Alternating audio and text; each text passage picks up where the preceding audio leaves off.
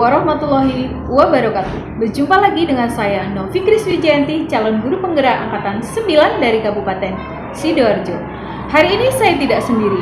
Saya ditemani rekan sejawat saya, Bapak Ferry Widianto. Beliau adalah guru kelas 5 dari SDN Bakung Temenggungan. Assalamualaikum Pak Ferry. Waalaikumsalam Bu Novi. Bagaimana Pak kabarnya hari ini? Alhamdulillah luar biasa, baik sekali Bu Novi. Alhamdulillah. Hari ini kita akan melakukan percakapan praobservasi ya Pak. Sebelum nanti saya akan mengamati jalannya pembelajaran yang Bapak lakukan di dalam kelas. Baik. Atau sebelum saya melakukan supervisi kelas. Adapun tujuan dilakukan supervisi adalah untuk mengetahui dan mengevaluasi jalannya pembelajaran yang akan Bapak lakukan di kelas. Dan kenapa hari ini kita melakukan praobservasi adalah sebagai persiapan awal sebelum nanti Bapak melakukan pembelajaran agar nanti lebih siap dan percaya diri sehingga Pak Ferry nanti bisa memberikan pembelajaran yang terbaik untuk murid. Begitu ya Pak ya? Ya Bu Novi, baik. Nanti akan ada beberapa pertanyaan yang akan saya sampaikan kepada Pak Ferry. Baik, ya. Bisa kita mulai ya Pak ya? Bisa, silakan Bu Baik. Novi. Yang pertama yang akan saya tanyakan itu berhubungan dengan tujuan pembelajaran. Apa tujuan pembelajaran yang ingin Bapak capai? Baik Bu Novi, untuk materi yang akan saya ajarkan ini adalah materi pembelajaran IPAS. Jadi yang mana tujuan pembelajarannya adalah siswa dapat menelaah kondisi geografis wilayah Indonesia sebagai negara agraris, sebagai negara maritim maupun sebagai negara kepulauan. Kemudian tujuan yang kedua adalah mengidentifikasi kekayaan alam yang ada di wilayah Indonesia. Baik, jadi ada dua tujuan pembelajaran yang akan Bapak capai. Ya. Bagaimana dengan area pengembangan yang ingin Bapak capai atau Bapak observasi? Oke, untuk area pengembangan yang ingin saya capai itu ada dua jenis. Yang pertama yaitu area di pengetahuan siswa dan juga di keterampilan siswa. Untuk pengetahuan siswa ini saya berharap siswa dapat menelaah ya kondisi geografis wilayah Indonesia sebagai negara kepulauan atau maritim maupun negara agraris, karena negara Indonesia ini kan sangat luas dan sangat beragam. Kemudian untuk keterampilannya siswa ini bisa mengidentifikasi, artinya nanti kita akan membuat sebuah karya keterampilan yang melatih keterampilan siswa mungkin dengan menggunakan aplikasi online seperti Canva. Jadi nanti siswa diharapkan bisa membuat peta atau persebaran kekayaan alam Indonesia dengan menggunakan aplikasi Canva, sehingga itu bisa membuat sebuah produk seperti poster. Baik. Untuk siswa gitu. Baik, terima kasih Pak. Jadi area pengembangan yang ingin dicapai yaitu aspek pengetahuan dan juga keterampilan. Nah, saya ingin mengetahui bagaimana rancangan pembelajaran yang ingin Bapak terapkan di dalam kelas nanti, dari segi strategi pembelajaran, model pembelajaran, dan juga metode pembelajarannya. Baik, untuk strategi yang saya gunakan, yang akan saya rencanakan adalah pembelajaran berdiferensiasi berdasarkan kesiapan belajar siswa yang diintegrasikan dengan pembelajaran sosial dan emosional. Kemudian untuk model yang akan saya gunakan adalah model pembelajaran cooperative learning. Untuk metode saya menggunakan diskusi kelompok dan juga tanya jawab dan juga serta penugasan. Baik, jadi rencana Bapak yang diterapkan menggunakan strategi pembelajaran berdiferensiasi berdasarkan kesiapan siswa, menggunakan model cooperative learning, metodenya diskusi kelompok, tanya jawab, dan penugasan. Ya. Baik Pak, bagaimana dengan media pembelajaran yang akan digunakan Pak Ferry di kelas nanti? Karena kita saat ini sudah di era digital ya Bu Novi ya. Kalau dulu kan kita mau mengajari siswa itu menggunakan peta yang terbuat dari kertas, gambar peta. Sekarang kita menggunakan media LCD dengan menampilkan media-media gambar-gambar. Bisa kita ambil dari YouTube maupun dari Google. Jadi kita tampilkan slide-slide gambar tentang kondisi geografis wilayah Indonesia beserta kondisi alam wilayah Indonesia. Jadi media yang digunakan ya pastinya LCD nanti. Baik, terima kasih. Jadi media yang digunakan adalah media elektronik dan juga digital ya, Ya. Pak ya. Baik. Kapan Bapak akan melaksanakan kegiatan pembelajaran tersebut? Insya Allah untuk pembelajarannya akan kami mulai minggu depan. Sekarang kita menyiapkan dulu materinya, kemudian media-medianya, metode untuk sintak-sintak metodenya kita persiapkan dulu, kemudian minggu depan bisa kita terapkan kepada siswa supaya nanti pembelajaran lebih baik gitu. Baik. Nanti pada hari itu saya akan datang ke kelas Bapak. Saya akan melakukan supervisi. Saya akan melihat dan mencatat hal-hal yang terjadi dalam kelas ya Pak ya. Baik, Bu Novi, silakan. Nah, nanti setelah Bapak melakukan kegiatan observasi di dalam kelas, nanti kita akan melakukan kegiatan pasca observasi. Ya, nanti akan didampingi oleh pengajar praktik saya yaitu Bapak Tinus Hermawan. Bisa nggih Pak nggih? Bisa, insya Allah Baik, bisa. terima kasih. Nanti dihubungi, kita cocokkan jadwal biar. Baik, terima kasih. Nanti saya akan kondisikan lagi bagaimana bisa melakukan pasca observasi dengan Bapak Tinus. Nah, sebelum kita akhiri, apa yang Bapak dapatkan dari hasil percakapan kita ini? Yang pasti dari hasil percakapan kita ini kita bisa mengetahui bahwasannya setiap kita melakukan pembelajaran itu harus ada persiapan terlebih dahulu. Kita tidak bisa mengajar langsung dadakan karena nanti hasilnya pasti beda dengan apa yang sudah kita persiapkan. Jadi dengan wawancara seperti ini kita mengetahui bahwasanya pentingnya persiapan dalam pembelajaran. Terima kasih atas waktunya dan sudah bersedia berbincang-bincang dengan saya dalam percakapan pra-observasi ini. Sampai ketemu di kegiatan observasi kelas. Demikian percakapan pra-observasi kita hari ini. Sampai bertemu di kegiatan observasi kelas dan juga percakapan pasca observasi. Wassalamualaikum warahmatullahi wabarakatuh.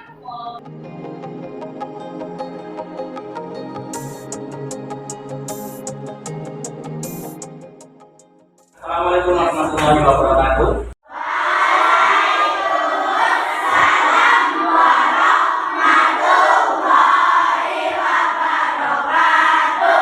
Selamat siang anak-anak. Hari ini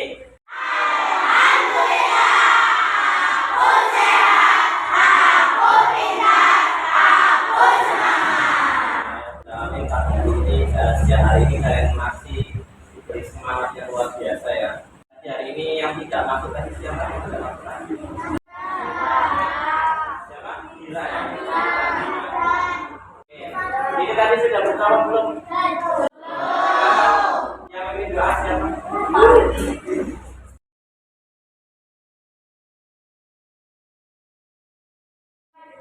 Siap, gerak. Kita berdoa. Berdoa sebelum belajar.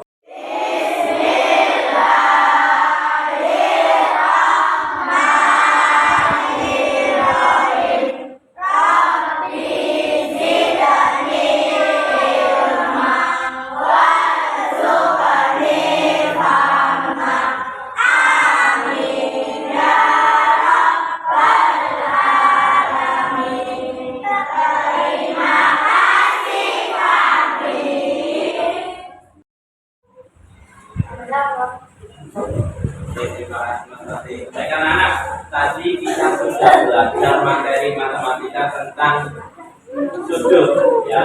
Kita sudah belajar tentang sudut, kita sudah belajar tentang bangun datar segitiga. Nah, sekarang kita waktunya pelajaran IPAS ya. Pelajaran IPAS silakan dikeluarkan buku paket dan buku primer. Silakan.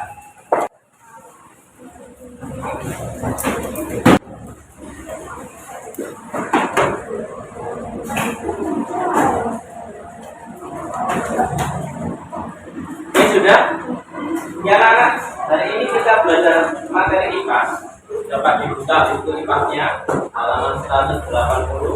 Nah, materi tentang Indonesia itu kaya raya. Kita tinggal di negara mana? Kalian tahu nggak?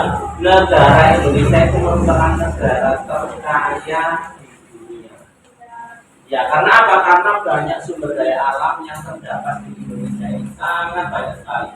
Baik di daratan maupun di lautan maupun juga di dalam perut buminya. Ya, di daratan itu banyak hutan terbesar di dunia ada di Indonesia. Kemudian di lautnya, laut terluas di dunia wilayahnya, perairan terluas juga Indonesia. Kemudian di dalam perut buminya ada minyak bumi, ada batu bara dan sebagainya. Itu paling banyak. Tambang emas terbesar di dunia juga berada di situ. Nah, sekarang coba diperhatikan di sini. Kita mengenal dulu negara kita ya. Kita mengenal dulu negara kita. Kalau kita tidak kenal negara kita, maka kita tidak akan tumbuh rasa cinta kita terhadap tanah air Indonesia. Di sini nanti kita akan belajar bagaimana Indonesia ya, bagaimana bentuk Indonesia. Coba bentuk Indonesia itu seperti apa? Ada yang pernah melihat peta Indonesia? Ada yang pernah lihat peta Indonesia? Kok tidak pernah? Nah, biasanya kalau kalian lihat ke laptop ya di HP, ada nggak peta Indonesia? Oh, ada itu Pak. Petanya di dulu. Nah, sekarang coba apa yang akan dulu? Ini peta apa? Nah, coba kalian analisis, kalian telah coba lihat peta Indonesia di sini. Coba dilihat, ini ada yang warna biru ini apa nak? Kira-kira apa yang warna biru ini? Terus yang warna hijau, warna seperti ada yang seperti udang, ada yang seperti ayam, ada yang seperti burung. Ini namanya apa? Namanya Indonesia itu merupakan negara kepulauan yang mana terdiri dari 17.805 pulau dan ada 5 pulau besar di sini. Kemudian wilayahnya juga sepertiganya adalah wilayah lautan, ya, wilayah lautan. Maka dari itu Indonesia disebut sebagai negara maritim karena wilayahnya sebagai besar adalah laut. Kemudian Indonesia juga memiliki ribuan pulau, maka Indonesia juga disebut sebagai negara kepulauan, ya, karena banyak sekali pulau. Kemudian juga Indonesia disebut sebagai negara agraris. Apa agraris negara agraris? Siapa yang tahu? Tidak ada yang tahu. Oke, kalau tidak ada yang tahu, silakan kalian lakukan literasi dengan membaca buku yang ada di halaman 180. Ya, silakan dibaca. 265 ya.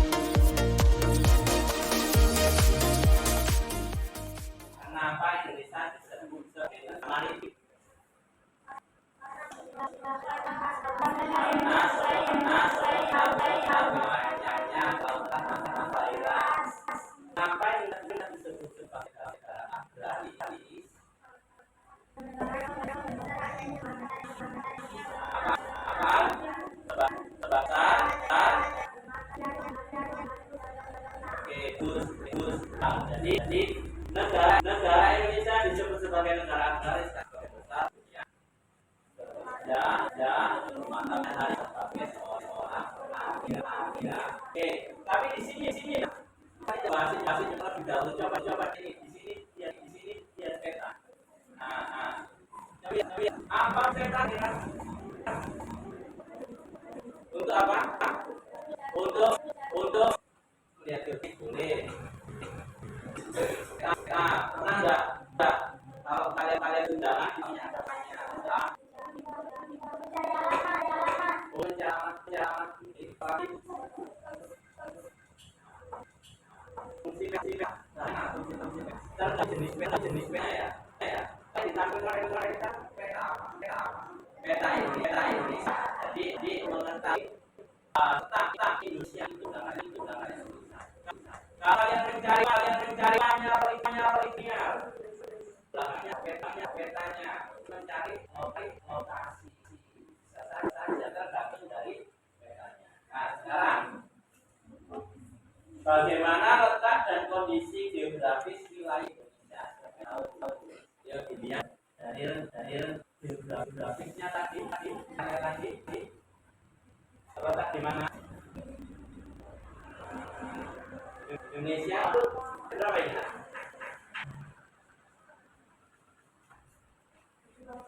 Ya, nanti bisa diambil dua benua apa dong? Siapa yang bisa itu Indonesia diambil oleh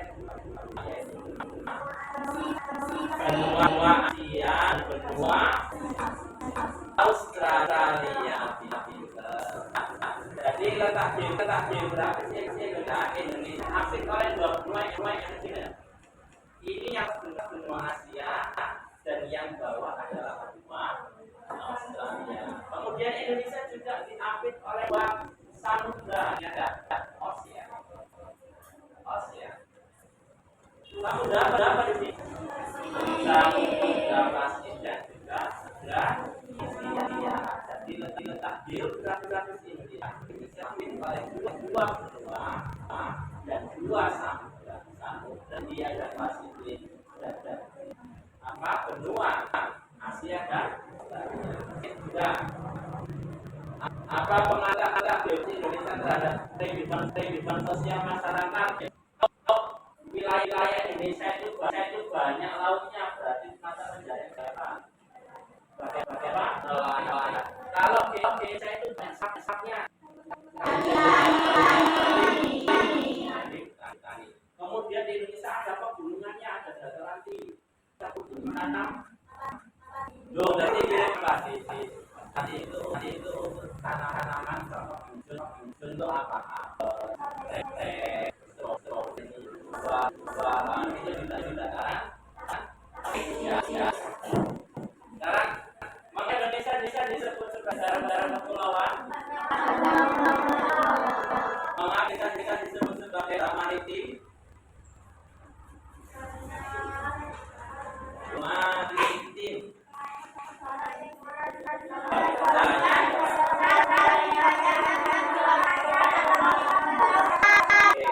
Nah, sekarang kita lihat peta. Kembali ke peta. Lihat terus Dora. Dora itu tersesat tadi dulu ya. Ini itu tunjuk apa tujuannya adalah fungsinya nih. Pengertian peta representasi dua kaya. Di kalau wilayah dari ada tempat asing masuk di rumah kita mau menjemput teman atau menjemput orang lain. Dilihat rumah sakitnya. Oh, kamarnya. Dengan melihat peta kita tersesat. Ya.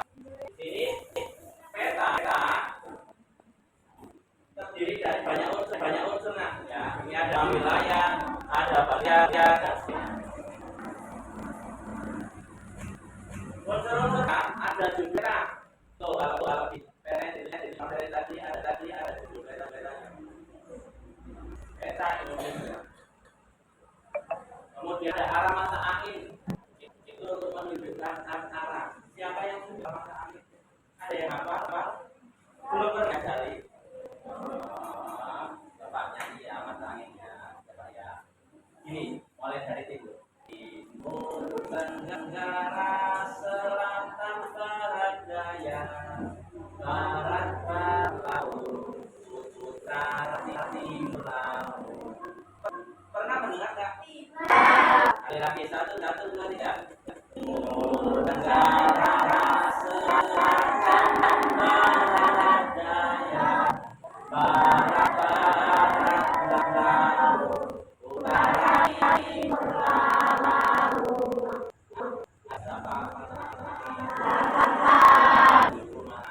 ya, itu harus pernah. Mata angin, wah, ya, bingung mana sekarang? Udah tahu ya, selatan atau utara. Di peta itu arah angin. Sudah pernah arah mata angin? Sudah pernah tahu? Enggak apa-apa. Lihat jangan arah mata angin. Ya.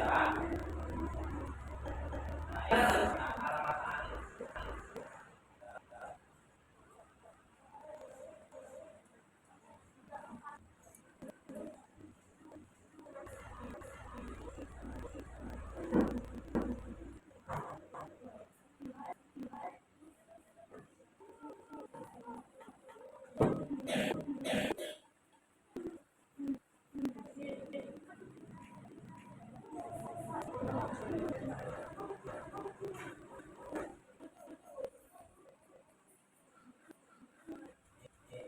Ini gambar mata angin.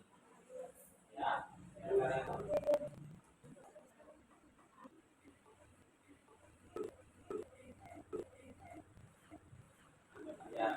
Ya. Situ ada gambar mata angin. Kelihatan? Ini ada apa? Atas tulisan timur laut, timur tenggara, selatnya barat daya. Oke, kita coba nyanyi sekali. Mulai dari timur ya. 1, 2, timur tenggara, selatan daya,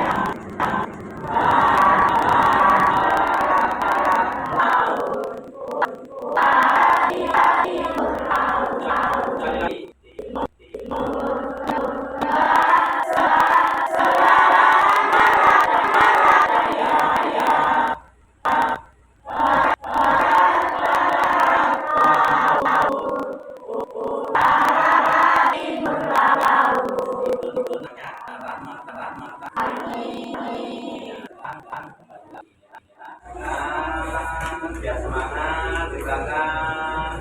Kemudian ketika sampai begini, kemudian teriak. Siap. 1, 2, 3, 5, 6, 7. Meskipun siap. Sekali lagi. Yang antara lebih keras lagi, lebih keras lagi. 1, 2, 3. Oke. Kita lanjutkan lagi ya. Jadi pelan-pelan.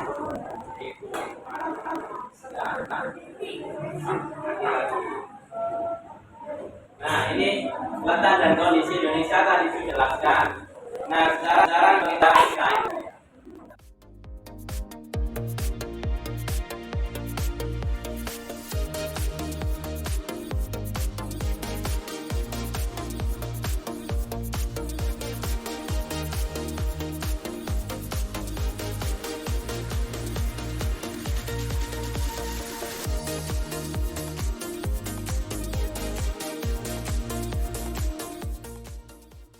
Di situ merupakan contoh peta Indonesia berdasarkan juga wilayahnya, ada nama-namanya, ya, ada nama-nama petanya di situ, ada nama-nama wilayahnya di situ. Itu bahwasanya peta berfungsi untuk menunjukkan sebuah wilayah.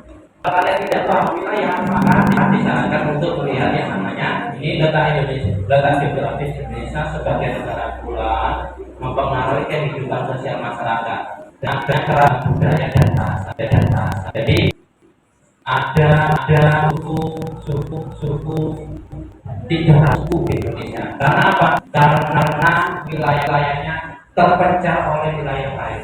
Itu merupakan keragaman budaya. Nah, selanjutnya negara agraris tadi sudah dijelaskan.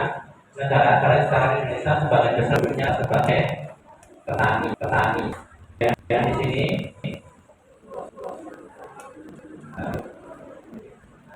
maritim.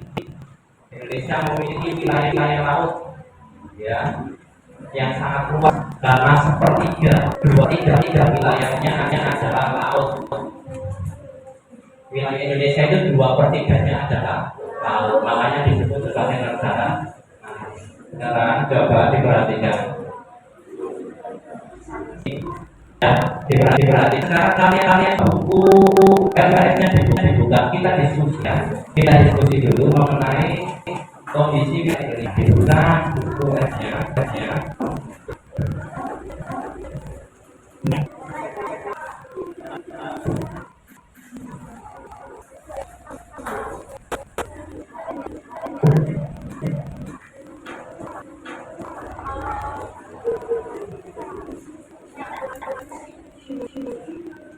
Dapat halaman 44.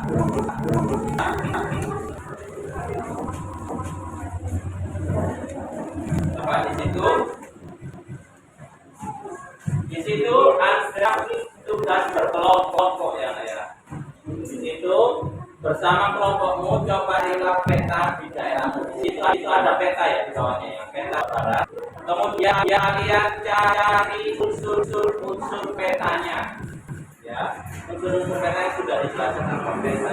Atau kalau kalian kurang jelas, ada di halaman 38. Silakan baca unsur petanya. Dalam dijelas lagi, dicari gambar peta itu ada unsur peta apa saja.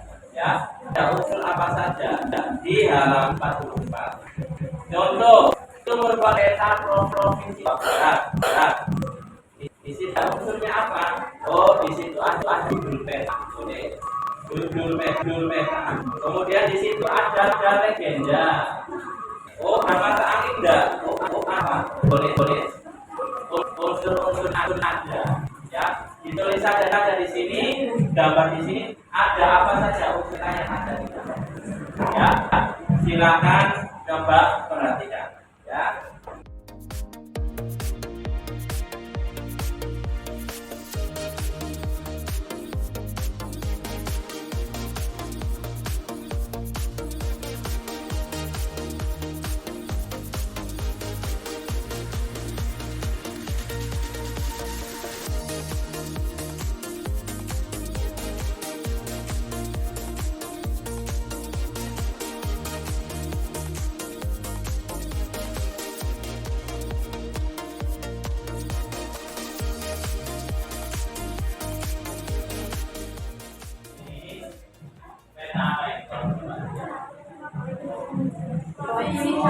Peta provinsi Jawa Timur. Dari peta ini coba cari unsur petanya. Ya, ada ini. Ya, silakan ditulis judulnya masing-masing dalam kelompok. Kemudian batas-batasnya juga bisa. Ya, yang pertama unsurnya ada dan yang kedua adalah bahasanya. Boleh di depan untuk melihat. Oh, ini batasnya apa ya?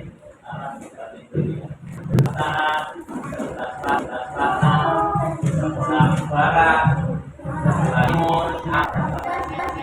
Oke, silakan kasih waktu 10 menit untuk mengerjakan. Yang tidak jelas gambarnya boleh mati. Ya. Yang pertama adalah silakan cari unsur peta. Unsur apa saja. Yang kedua adalah diamati peta Jawa Timur, kemudian dicari batas-batas. Satu. Ya, satu.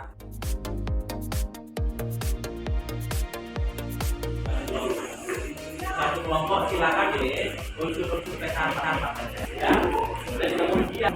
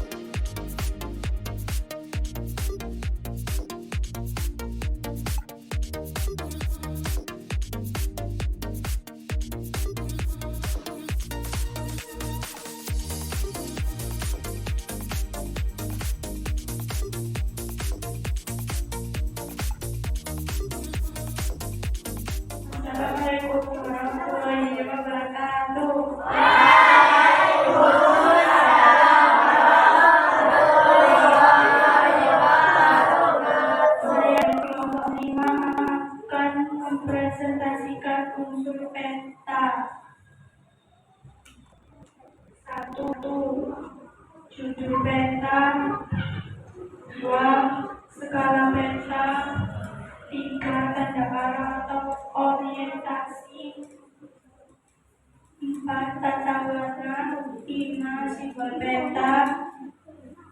6. Lettering atau tata penulisan. 7. Legenda atau keterangan peta. 8. Inset peta. 9. Garis tepi. 10. Koordinat atau garis dari lintang. 11. Warna peta. Assalamualaikum warahmatullahi wabarakatuh.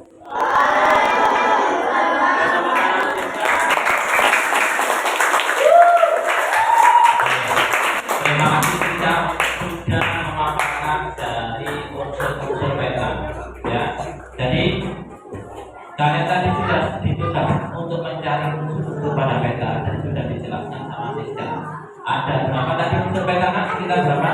Ada 11 ya, mulai dari judul, simbol, insert, legenda, tata letak, tata penulisan, tata warna, dan sebagainya. Ya, jadi itu merupakan unsur peta yang pasti ada pada peta yang resmi. Ya, kalau pada peta undangan kita ya tidak ada. Ya, kalau peta resmi pasti ada 11 unsur daripada peta. Nah, sekarang setelah kalian mempresentasikan tadi ya hasil dari diskusi kalian, sekarang saya akan mencoba untuk mengevaluasi kalian. Coba dikerjakan LKS-nya di halaman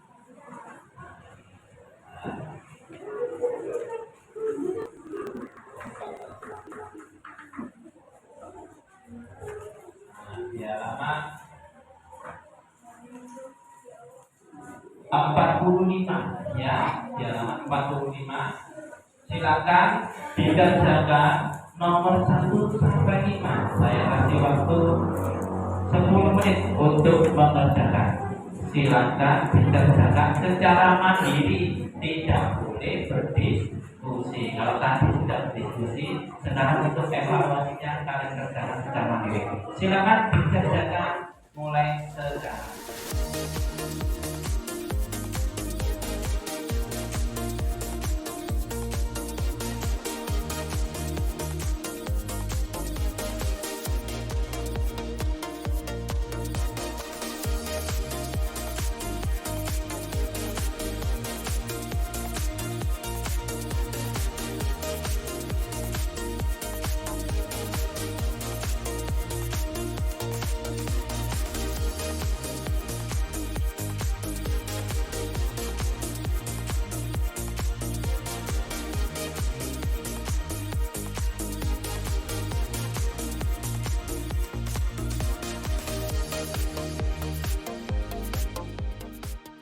Sudah selesai mengerjakan, nanti dikumpulkan LKS-nya di depan untuk dinilai sama ya. Oke, karena waktunya sudah habis ya, kita akan menutup dan mengakhiri pembelajaran pada siang hari ini. Tapi saya mau tanya dulu, saya mau refleksi dulu. Indonesia itu merupakan negara kepulauan yang terdiri dari ribuan pulau. Selain itu Indonesia juga disebut sebagai negara masih kemudian disebut apa saja negara dari apa itu negara dari siapa yang bisa? Oke, kita negara sebagai besar wilayahnya adalah lautan. Kalau negara agraris apa itu negara agraris?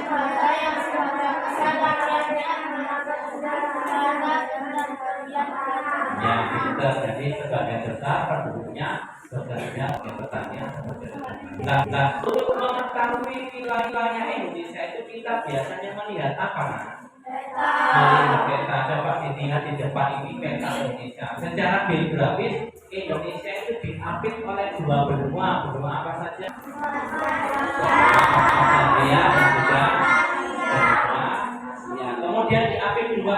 Samudra apa? Pintar sekali lah. Peta ini ada banyak unsurnya. Apa saja tadi unsur peta? Ada judul peta, ada skala, ada simbol, ada legenda, ada berapa banyak unsur peta kalau dia tadi? Ada 11. Nah, kita tadi sudah belajar tentang peta Indonesia dan juga wilayah Indonesia. Kalian senang belajar peta Indonesia? Jangan lupa nanti di rumah belajar lagi dan juga persiapan untuk materi besok ya. Jangan lupa belajar di rumah. Oke, kalau sudah paham silakan kemudian dirapikan bukunya, kemudian kita PP ditutup dengan doa. Oke, sebelumnya Pak Ferry akhiri. Assalamualaikum warahmatullahi wabarakatuh.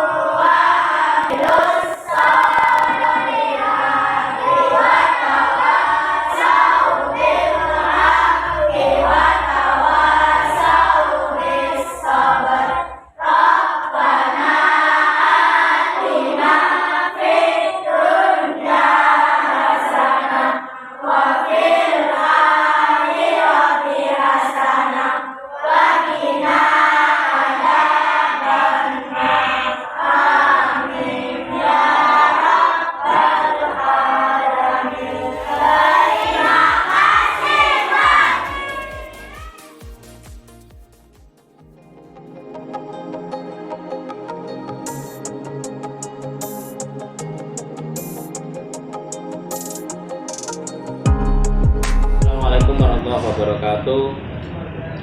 Selamat siang Bapak Ibu, guru hebat.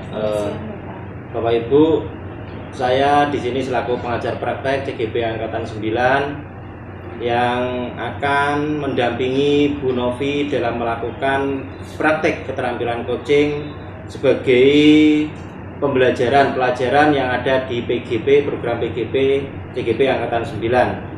Nah, praktek coaching ini dilakukan yaitu setelah Bu Novi melakukan kegiatan pra-observasi dan observasi kelas bersama Pak Ferry.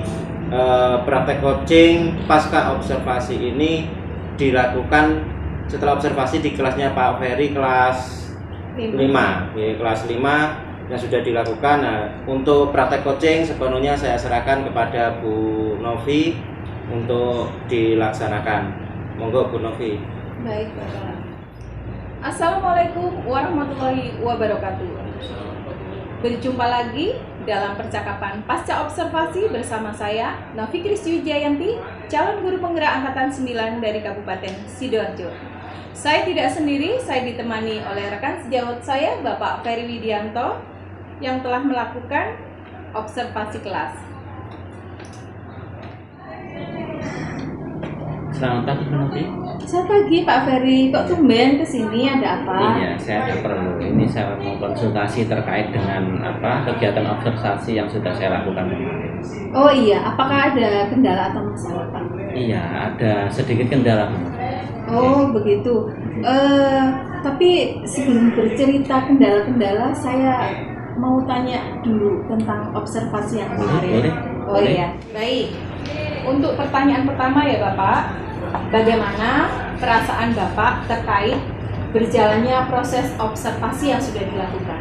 Terkait proses observasi yang sudah dilakukan kemarin, untuk perasaan ya biasa saja karena memang proses observasi ini sudah disiapkan sebelumnya. Kemudian juga kegiatan observasi juga dilakukan karena sudah menjadi kebiasaan bagi kami. Karena biasanya kita juga ngajar, juga mempersiapkan itu semua terkait dengan apa yang sudah dilakukan. Insya Allah, alhamdulillah bisa berjalan dengan baik. Baik. Pak Ferry bisa menceritakan kembali area pengembangan apa, langkah serta tahapan pembelajaran yang kemarin sudah dilakukan dalam proses observasi. Oke, sesuai dengan yang sudah direncanakan kemarin, bahwasanya ada 2 area perkembangan yang ingin kita capai. Yang pertama yaitu area pengetahuan, dan yang kedua adalah area keterampilan. Di area pengetahuan ini kami sudah menyampaikan beberapa informasi atau materi terkait dengan pembelajaran yang sudah disampaikan. Untuk area keterampilan, karena kemarin ketika kita menyampaikan materi itu waktunya cuma 2 jam pembelajaran, jadi setelah menyampaikan materi kemudian diskusi untuk yang keterampilan dengan praktek membuat peta dengan aplikasi Canva itu belum terlaksana karena keterbatasan waktu, jadi cuma 2 jam pembelajaran. Untuk langkah-langkahnya sesuai dengan RPP yang sudah kami buat, ya itu sudah terlaksana, cuma terkait dengan praktik untuk membuat peta itu belum terlaksana, itu bisa dilaksanakan pertemuan. Baik. Menurut Bapak, area pengembangan dan langkah-langkah yang dilakukan ini apakah sudah berhasil atau sudah dilakukan dengan baik? Untuk area pengembangan, seperti yang sudah saya sampaikan tadi, untuk yang area pengetahuan insya Allah sudah tersampaikan. Anak-anak juga melakukan diskusi juga, sudah presentasi juga. Cuma untuk yang area keterampilan, pengembangan bagian keterampilan itu belum terlaksana. Baik, jadi ada yang masih belum bisa dilaksanakan Ya, karena terkendala waktu. Iya, masih ada. Baik, berarti bisa diceritakan kembali tuh kendala-kendalanya yang Bapak alami pada saat observasi. Oke, jadi karena kemarin kita observasinya sampai di pengetahuan saja, jadi ketika siswa-siswa melakukan diskusi itu memang terjadi kendala karena tidak semua siswa yang melakukan diskusi itu berperan aktif dalam proses diskusi. Jadi ada beberapa siswa yang memang pasif dalam kegiatan diskusi, sehingga hanya beberapa siswa saja yang satu kelompok itu yang aktif, tapi juga ada yang pasif. Itu kendalanya seperti itu. Baik, jadi ada kendalanya, ada beberapa anak yang tidak aktif dalam diskusi. Menurut Bapak, kenapa anak-anak tersebut kurang aktif dalam pembelajaran? Kalau menurut pengamatan saya kemarin ketika saya melakukan asesmen terkait dengan proses diskusi itu, memang karena ada dalam satu kelompok itu pertama memang kondisi siswa yang memang secara motivasi itu mungkin masih kurang untuk kegiatan diskusi itu. Kemudian juga ada juga siswa yang terlalu mendominasi, kan grade-nya siswa itu kan beda-beda, ada yang cukup baik pembelajarannya, ada yang memang kurang gitu. Jadi yang biasanya kurang aktif itu yang kurang dalam hal pengetahuan itu masih kurang. Yang pinter-pinter cepat untuk membuat diskusi. Pada saat Pak Ferry menghadapi kendala seperti itu, bahwa ada anak-anak yang kurang aktif, apa yang Pak Ferry lakukan pada saat itu? Yang pertama, ketika saya melihat anak-anak yang tidak aktif itu, tetap saya akan memberikan motivasi bahwasanya diskusi itu dilakukan secara berkelompok. Jadi teman-teman yang aktif tadi saya himbau untuk mengajak temannya untuk lebih aktif lagi. Kalau temannya tidak bisa diberikan tutor sebaya antar teman. Supaya apa?